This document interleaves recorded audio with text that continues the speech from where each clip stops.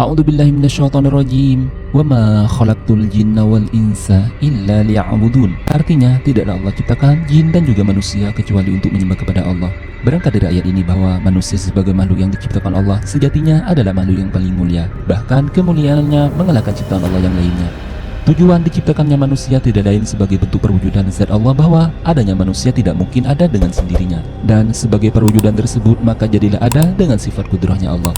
Tujuan utama diciptakannya manusia tidak lain untuk menyembah dan mengabdikan sepenuhnya kepada Allah dan menghambakan sepenuhnya dengan mengerjakan semua perintah Allah dan meninggalkan semua larangannya. Dalam agama Islam, malaikat memiliki peran penting bagi kehidupan manusia. Ayat lain yang mempertegas bahwa manusia wajib menyembah Allah adalah A'udzubillahi minasyaitonirrajim. Ya ayyuhan nasu ubudu rabbakumul ladzi khalaqakum walladzina min qablikum la'allakum tattaqun. Artinya, wahai manusia, sembahlah Tuhanmu yang telah menciptakan kamu dan orang-orang yang sebelum kamu agar kamu bertakwa kepadanya. Perintah beribadah ini diumumkan langsung oleh Allah Subhanahu wa taala kepada seluruh manusia sejak zaman dahulu atau bahkan sejak zaman azali. Beribadah kepada Allah semata yaitu menghambakan diri sepenuhnya kepadanya dengan penuh kehusyukan serta memurnikan terhadap unsur-unsur ketaatan duniawi dan melanggengkan semua yang gaib termasuk meyakini bahwa kelak di akhir zaman akan Allah kembalikan lagi ke zat penciptanya sehingga setiap manusia akan menghadap Rabbnya melalui ketaatan kepadanya. Dalam hal ibadah, malaikat sangat senang serta menyanjung setinggi-tingginya terhadap makhluk Allah yang senantiasa menjadikan amalan setiap ibadah tersebut istiqomah, sehingga dengan keistiqomahan hamba Allah akan menjadikan manusia sebagai golongan yang diidolakan serta didoakan oleh para malaikat. Berikut adalah golongan serta amalannya mendapatkan doa dari malaikat. Pertama, orang-orang mukmin atau mukminah yang tidur dalam keadaan suci. Nabi Muhammad SAW bersabda, barang siapa yang tidur dalam keadaan suci, maka malaikat akan bersamanya di dalam pakaiannya. Suci di sini adalah suci dari hadas. Dengan kata lain, orang tersebut sebelum ia bergegas tidur, ia terlebih dahulu mengambil wudhu, sehingga akan terlepas dari gangguan syaitan dalam tidurnya. Dia tidak akan bangun sehingga malaikat mendoakannya, ya Allah, ampunilah hambamu karena tidur dalam keadaan suci.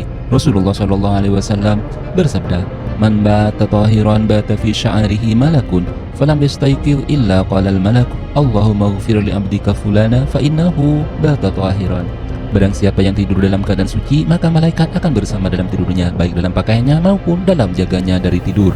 Dan tidaklah ia bangun malaikat berdoa sehingga doa-doa malaikat yang dipanjatkan oleh hamba Allah tersebut dalam keadaan suci pasti diijabah oleh Allah Subhanahu wa taala. Kedua, orang yang sedang duduk menunggu waktu salat. Nabi Muhammad SAW bersabda, la yazalu ahadukum fi salatin ma damatis salatu tahbisuhu la yamna'uhu ay yanqalida ila ahlihi illa salatu. Imam Bukhari dan Imam Muslim menceritakan bahwa seseorang di antara kamu tetap berada dalam keadaan salat selama dia ditahan oleh salat tersebut. Tidaklah ada yang mencegahnya untuk kembali kepada keluarganya kecuali salat. Menurut para ulama, ada dua pengertian dari doa malaikat terhadap orang yang belum beranjak dari tempat salatnya. Pertama, malaikat itu akan mendoakan orang tersebut selama ia masih di tempat salat tadi, sebelum orang tersebut mengerjakan salat fardu atau ia menunggu salat.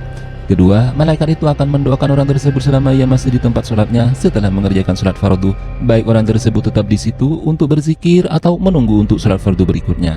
Perbuatan ini juga dicatat oleh Allah Subhanahu wa taala dan dirinya seakan-akan berada dalam sholatnya, sehingga kehusyukan hamba tersebut senantiasa ditentramkan dalam tumakninahnya baik dalam sholat maupun dalam kehidupan sehari-hari. Intisari dari pendapat para ulama, apabila hamba Allah datang di waktu duhur dan sholat berjamaah di masjid bersama kaum muslimin lainnya, maka kemudian dia menunggu sampai datangnya waktu asar, maka perbuatan tersebut adalah perbuatan kebaikan yang dicatat oleh malaikat Allah, sehingga mendorong hamba tersebut menunggu di masjid. Selanjutnya, ketiga adalah orang-orang yang berada di saf barisan utama dalam mengerjakan sholat berjamaah. Nabi Muhammad SAW bersabda, khairu suhufir rijali awwaluha wa syarruha akhiruha wa khairu suhufin nisa'i akhiruha. Hadis ini juga menunjukkan keutamaan saf pertama bagi kaum laki-laki. Hal ini juga menunjukkan bahwa amalan itu bertingkat-tingkat, sekaligus juga menunjukkan bahwa pelaku amal dan pahalanya bertingkat-tingkat pula. Imam An-Nawawi rahimahumullahu menjelaskan bahwa saf yang jelek pada laki-laki maupun pada wanita artinya sedikit pahala dan keutamaannya karena berada pada posisi yang semakin jauh dari yang diperintahkan syariat. Dan yang dimaksud dengan saf pertama dalam salat adalah saf yang berada di belakang imam. Keempat adalah para malaikat mengucapkan amin ketika seorang imam selesai membaca surah Al-Fatihah. Jika seorang sudah membaca ihdinas siratal mustaqim siratal ladzina an'amta 'alaihim ghairil maghdubi 'alaihim waladdallin amin. Barang siapa ucapannya itu bertentangan dengan ucapan malaikat, maka ia akan diampuni dosanya dan masa lalunya. Ucapan hamba yang melafalkan kalimat amin ketika selesai membaca surah Al-Fatihah akan dicatat dan dihaturkan langsung kepada Allah Subhanahu wa taala, sehingga amalan hamba tersebut akan diterima oleh Allah Subhanahu wa taala. Sesungguhnya amalan pertama yang akan dihisab kelak di hari kiamat adalah amalan salat. Apabila bagus sholatnya, maka ia beruntung dan selamat. Dan apabila sholatnya rusak termasuk rukun dan tumaninahnya, maka akan rusak pula amalan-amalan lainnya. Maka ia akan termasuk golongan-golongan yang celaka dan merugi, sehingga akan dimasukkan ke dalam nerakanya Allah Subhanahu wa Ta'ala. Sehingga dengan dibacanya surah Al-Fatihah dan diaminkan oleh para malaikat, maka iblis dan juga syaitan akan ketakutan mendengar salah satu ayat yang paling ditakuti oleh iblis dan makhluk laknat Allah lainnya. Adapun yang kelima adalah orang-orang yang melakukan sholat subuh dan sholat asar secara berjamaah. Ketika para malaikat berkumpul pada saat sholat subuh, lalu para malaikat yang menyertai hamba pada malam hari yang sudah bertugas malam hingga subuh naik ke langit hingga Sidratil Muntaha, dan malaikat pada siang hari tetap tinggal. Kemudian mereka berkumpul lagi pada waktu sholat asar. Kemudian para malaikat yang ditugaskan pada siang hari hingga waktu sholat asar naik ke langit, sedangkan malaikat yang bertugas pada malam hari akan tetap tinggal. Lalu Allah bertanya kepada malaikat tersebut, "Bagaimana kalian meninggalkan hambaku?" Kemudian para malaikat menjawab, "Kami datang sedangkan mereka sedang melakukan sholat, dan kami ditinggalkan mereka sedangkan mereka sedang melakukan sholat. Maka ampunilah mereka pada hari kiamat." Sholat subuh merupakan ibadah maktubah yang paling berat untuk dijalani bagi sebagian umat muslim yang beriman. Namun, jika kita selalu istiqomah, maka keistiqomahan tersebut akan mengalahkan hasutan iblis dan syaitan untuk mengakhiri malam dengan beribadah kepada Allah. Selanjutnya, menjenguk orang sakit. Imam At-Tirmidzi meriwayatkan barang siapa menjenguk orang sakit atau mengunjungi saudaranya karena Allah, maka akan ada malaikat yang berkata kepadanya, "Semoga Allah menjadikan kehidupan dunia dan akhiratmu menjadi baik, menghiasi kalian dengan akhlak mulia, dan siapkanlah diri kalian untuk menempati surganya Allah Subhanahu wa Ta'ala." Selain itu, menjenguk orang sakit tidak hanya dianjurkan ketika seseorang berada di rumah sakit atau sedang sakit parah. Bahkan dalam kondisi ringan, kunjungan dan perhatian kepada mereka yang sedang sakit akan memberikan dampak psikologis yang sangat positif bagi penderitanya. Sunnah hukumnya menjenguk orang sakit sehingga menjadi bagian dalam kehidupan sehari-hari bagi umat muslim dan umat muslimah.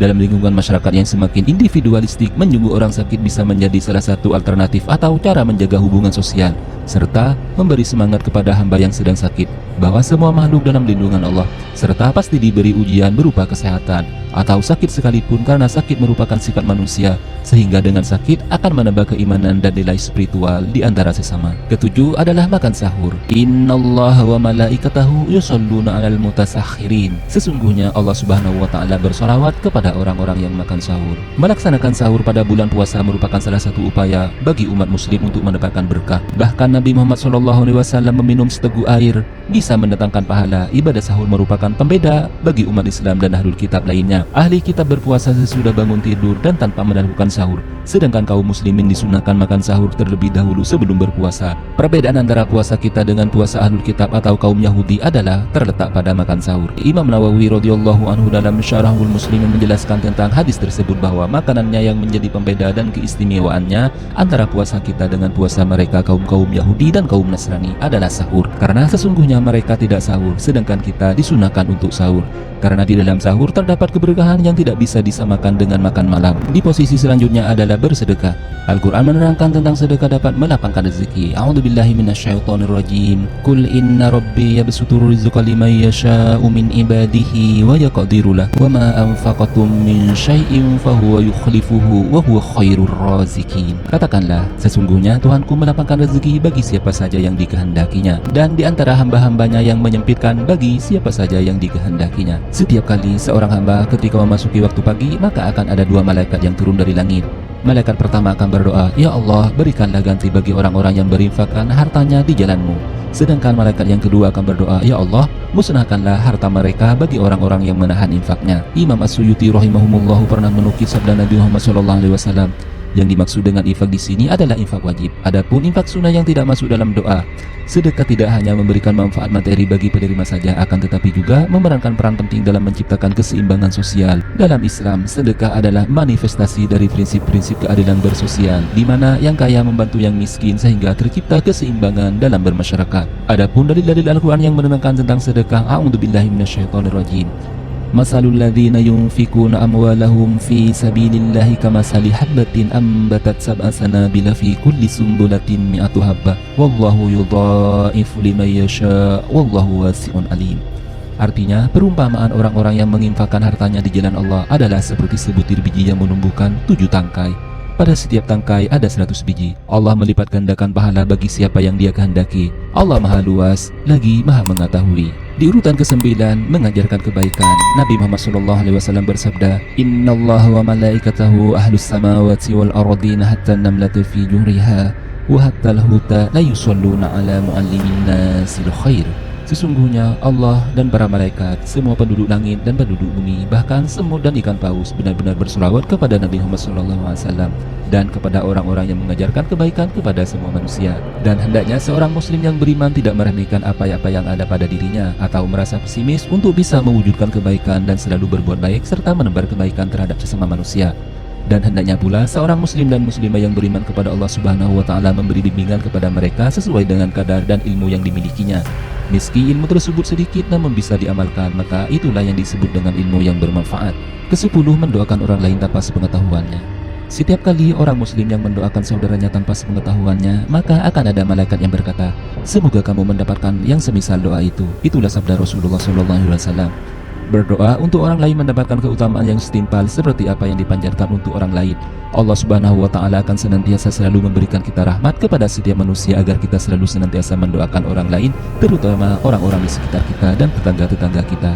Ke-11, bertaubat dengan taubatan nasuha atau mengikuti jalan kebenaran. Allah Subhanahu wa taala berfirman, "Alladzina yahmiluna al-arsya wa man hawlahu yusabbihuna bihamdi rabbihim wa yu'minuna bihi wa yastaghfiruna lilladzina amanu rabbana wasi'ta kulla syai'in rahmatan wa ilma faghfir lilladzina tabu wattaba'u sabilaka wa qihim adzabal jahim Rabbana wa adkhilhum jannati adnin allati wa'adtahum wa man salaha min abaihim wa azwajihim wa dhurriyyatihim innaka antal azizul hakim wa qihimus sayyiati wa man takis sayyiati yawma idin faqad rahimtahu wa dzalika huwal fawzul adzim." Malaikat-malaikat yang memikul arsy dan malaikat-malaikat yang berada di sekelilingnya bertasbih dengan memuji Tuhannya, dan mereka beriman kepadanya serta memohonkan ampunan untuk orang-orang yang beriman seraya berkata, "Ya Tuhan kami, rahmat dan ilmu yang ada padamu meliputi segala sesuatu.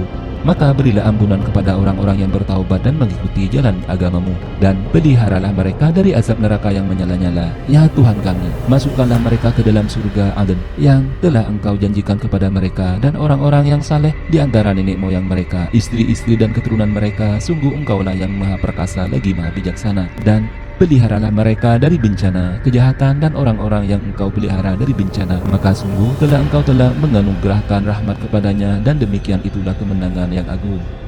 Di posisi terakhir, berdoa kepada Allah Subhanahu wa taala saat mendengar ayam berkokok di akhir malam. Nabi Muhammad SAW bersabda, "Idza sami'tum siyahat diyakata fas'alullaha min fadlihi fa innaha ra'at malakan wa idza sami'tum nakhiqa lahimara fata'awadu billahi minasyaitani fa innahu ra'a syaitanan." Artinya, jika kalian mendengar ayam jantan berkokok, maka mintalah karunia kepada Allah Subhanahu wa taala karena pada saat itu dia sedang melihat malaikat. Adapun jika kalian mendengar ringkihan keledai, maka berlindunglah kepada Allah Subhanahu wa taala dari syaitan karena saat itu dia sedang melihat syaitan. Hadis ini diriwayatkan oleh Imam Bukhari.